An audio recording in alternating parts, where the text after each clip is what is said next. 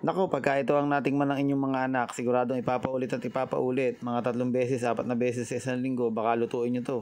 Napakadali lang lutuin ito. Tara't ituturo ko sa inyo kung paano gawin. Okay, gagamit tayo dito ng mga party-party lang ng manok. Mga halagang 100 pisong manok lang itong binili ko na to. Lalagyan natin ng dinurog na bawang. Mga 5 pirasong bawang lang, pwede na. Tapos lalagyan natin ng durog na paminta.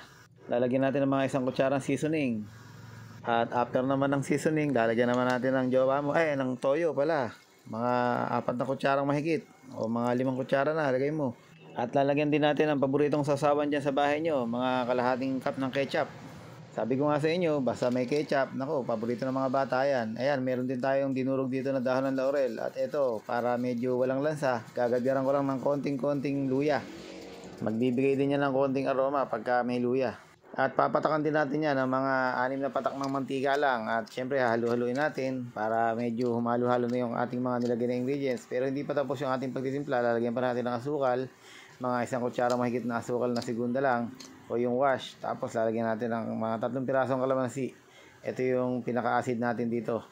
At kahit nga marami na tayong nailagay na sangkap, hindi pa rin kumpleto ang lasa niyan. Kaya lalagyan natin ng mga kalahating kutsaritang asin.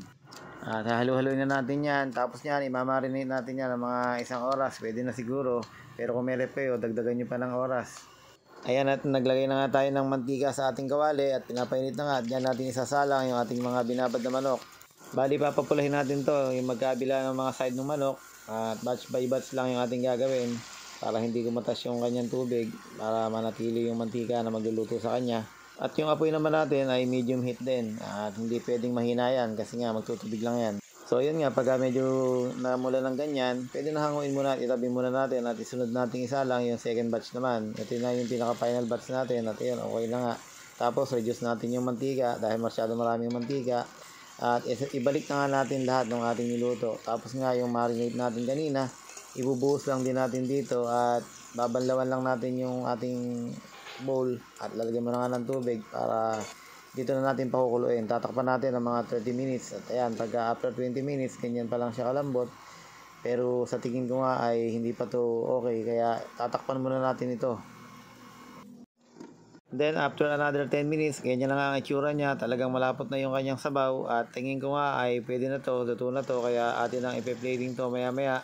At this time, kailangan meron ka ng mainit na sinaing para masarap ang iyong kain. At tawagin mo na nga yung mga anak at sigurado namang magugustuhan nila itong ating putahe na ito.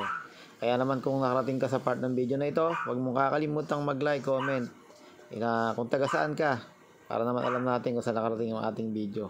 So siguro naman hanggang dito na lang yung ating vlog. Maraming salamat sa inyo. Hanggang sa muli natin mga pagkikita. I love you all.